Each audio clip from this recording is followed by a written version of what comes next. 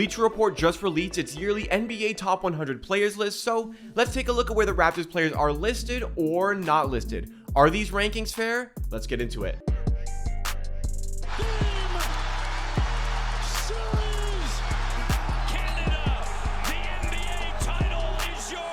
It really is becoming a yearly tradition on Amateur Hour Sports to go through the Bleacher Report's Top 100 NBA Players list as we head into every season and talk about the Raptors players, where they're listed, where they're not listed, the big omissions from the list, and if the rankings are fair. Now, typically dealing with American media, specifically dealing with Bleacher Report a lot of the time, I feel as though there is consistently, maybe not necessarily an American bias, but perhaps a bias against the Toronto Raptors. And for a lot of these people that put the work into actually making the rankings for these articles or making articles at all about the NBA, for a lot of these people, I will concede that the Raptors, they're not on many nationally televised games. In fact, they have the least amount of nationally televised games in the NBA this season. So you're not always watching the Raptors, which can lead to some poor positioning, which can lead to some articles that really don't make a whole lot of sense here. But as far as this Bleacher Report Top 100 NBA Players list predicting where they will be at the end of the 2023-2024 season,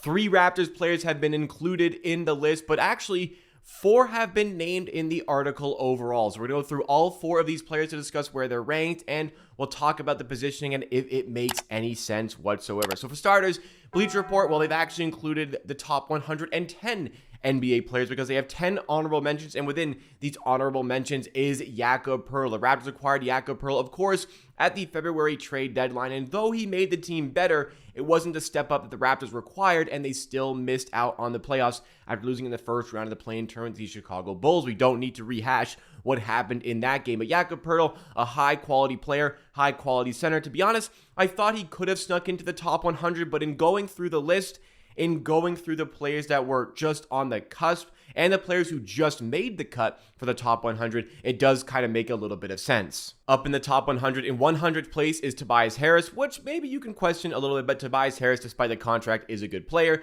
Then there's Josh Hart at 99, Kevon Looney at 98, Jaden McDaniels at 97, who might be a bit underrated, and Nick Claxton at 96. All these players are talented, maybe close to Poeltl, but I don't mind the fact they made the list over Poeltl, so I don't hate his appearance at this spot in the list. And you have to go a long way down the list before you can find the next Raptors player to be mentioned. You do have to pass in 59th place Fred VanVleet in order to get there. The Raptors could have had 4 people in the top 100 if Fred VanVleet were to have stayed. Obviously, he did not. But if you go a little bit further than Fred VanVleet, all the way down in 53rd place, you can find Scottie Barnes. I was pretty shocked how far I had to scroll to get to Scottie Barnes here. That obviously starts at the top with 100. You scroll all the way down to get to Scottie Barnes at 53rd overall. And I gotta say, I'm loving the respect that Scottie Barnes is getting despite the fact that he had a bit of a flatline season in Season 2. In fact, the article directly references that perhaps it was a regression of a season for Scottie Barnes. I wouldn't necessarily call it a regression. If anything, it was a flatline, kind of the same. And if beyond that, you want to go up or down, there were more things that went up than things that went down for Scottie Barnes in his second season. It just wasn't the jump and the leap that we were expecting Scottie Barnes to take in his sophomore season after winning Rookie of the Year in his first season, one of the most elite draft classes that we've had in recent years, with Cade Cunningham and Evan Mobley finishing as finalists. Scottie Barnes beat both of those guys out for the award, so naturally, there was a lot of optimism for what he could produce. Maybe for these article writers, they weren't quite as high on Scottie Barnes as Canadian basketball fans were, so their emotions and perhaps their expectations were a little bit more in check. We have the right as Raptors fans to be extremely excited about the prospect of Scottie Barnes, but even still, having Scottie Barnes in here in 53rd place, I think it's a really great position for him. I think he could have fallen a little bit further. He was 41st in last year's article, but ultimately, they're expecting Scottie Barnes to really progress this season based off this ranking. Once again, it's not the top 100 players going into the season. It's predicting what the top 100 will be at the end of the season. So the expectation is Scottie Barnes is set to take a good jump this season and get himself into a good position here. And you really see the respect that the Bleacher Report writers have for Scottie Barnes when you see the caliber of players that you have near him. If you go a little bit further down the list to see who's also on here, he's only one position behind Franz Wagner, who has emerged possibly as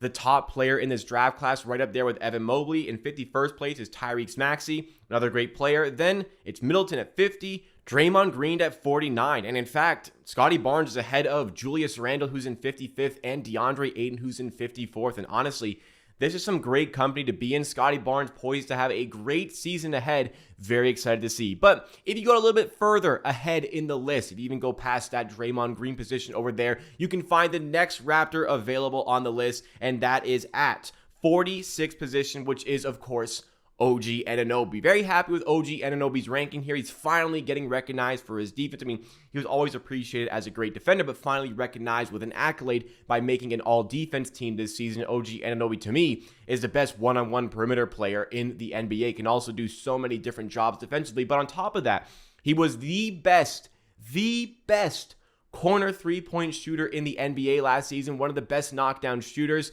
Does really well in transition as well, but what really holds OG Anunoby back in this list and potentially his potential in the NBA is the handles, is the ISO possessions, where OG Anunoby is bottom tier in many respects when it comes to isolation, creating his own shot, and in some respects, he is the very worst player in the NBA creating those looks. If OG really hones in on these specific things that makes him an excellent player, I mean, even if he doesn't, I think he's in line for $30 million plus in the offseason if he does test free agency. If he hones in on his craft, he understands that he's just an elite S-tier plus role player and buys into that, then I think OG Anunoby, there is going to be a lineup of teams trying to give him a contract next offseason. Hopefully the Raptors are one of them, but he could make, in my opinion.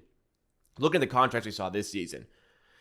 Don't be shocked if OG's making $35+ million in the 2024 offseason. OG Anunoby is a great player, getting some respect here. He's in the list mentioned around other names where I don't mind his position here. I think he could have been above Andrew Wiggins at 45th overall, but he's behind Zach LaVine, who's 44th, Porzingis, who's 43rd, and DeRozan, who is 42nd. So again, you might think, okay, OG could be a little bit higher on this list, but then you look at the caliber of players that he's around. Kind of shocking for both Scottie Barnes and OG Anunoby. They are getting some real respect out of the Bleacher Report writers for this article, and I'm pretty pleased to see where they're positioned. I mean, I'm shocked how much respect they're getting. Usually, I go into these articles and I'm thinking like, okay, they're going to be underrated. I'm going to be pissed off with where they're positioned, but ultimately, I'm satisfied with what I am seeing so far, which brings us to the final Raptor that is mentioned on this list, and this is the first one where I have a little bit of a problem with where he is situated. I don't mind the fact that he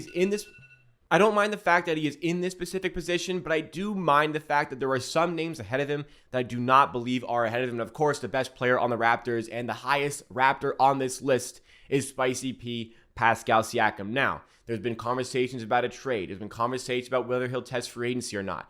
I believe that a contract will happen and he will get an extension in Toronto. He will stay with the Toronto Raptors, but regardless, we're only worried about what his positioning is with the team right now and how good he is and what he will look like at the end of the season, especially if that is a contract season.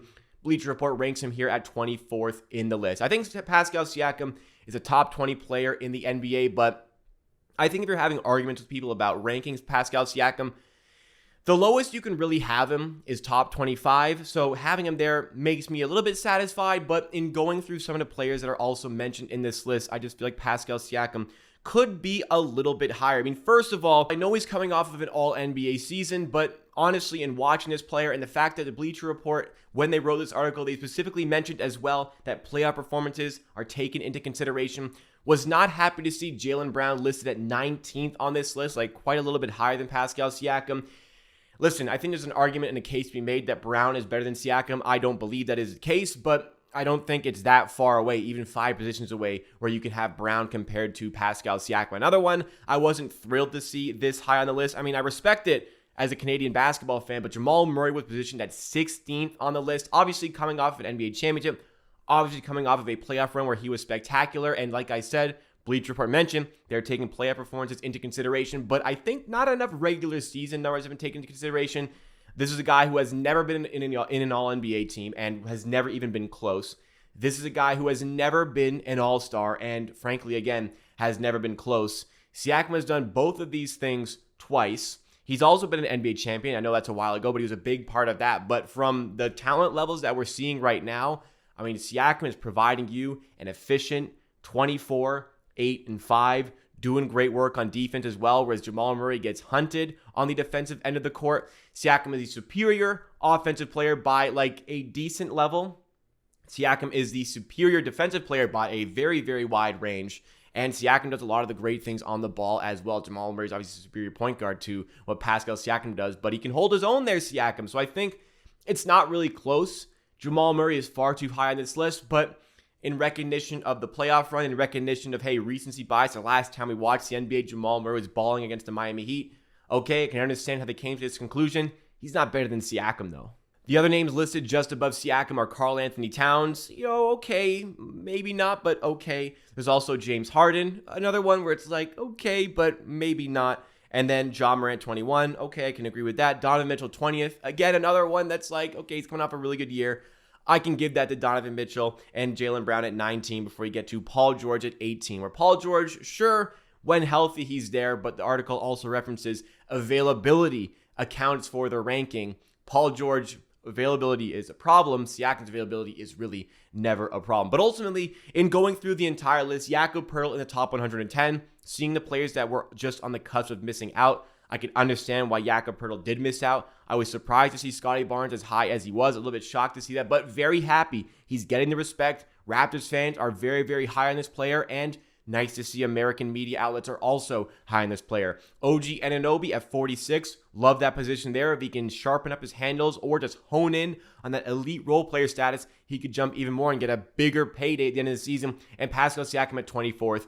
Looking at it just straight up, Siakam at number 24, okay, I can accept it. Looking at the people ahead of him, maybe I don't quite accept it. But what do you make of all these rankings? Let me know your thoughts and opinions in the comments down below of where you would rank each specific player in the top 100. And I'll see you again next time for another video very, very soon on the channel. Make sure to drop a like before you go to support the channel and subscribe for more Toronto Raptors specific content just like this.